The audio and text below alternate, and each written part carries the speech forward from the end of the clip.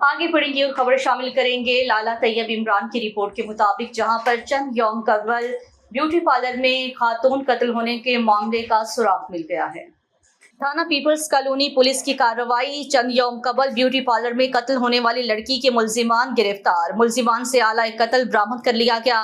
गुजरांवाला इलाका थाना peoples colony में चांद रात को ब्यूटी पार्लर में कत्ल होने वाली सिदरा नामी खातून के मुल्जिमान गिरफ्तार कर लिए गए। मकतूला का मोबाइल फोन और आला कत्ल भी बरामद कर लिया गया।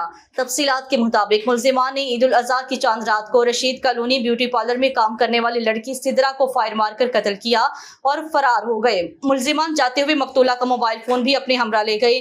पुलिस टीम ने पेशावराना महारत, जदीद टेक्नोलॉजी और मौसर हिकमत अमली अपनाते हुए मुल्जिमान अबू हुरैरा उर्फ आतिफ, मोहम्मद शहजाद और फरजाना को गिरफ्तार कर लिया।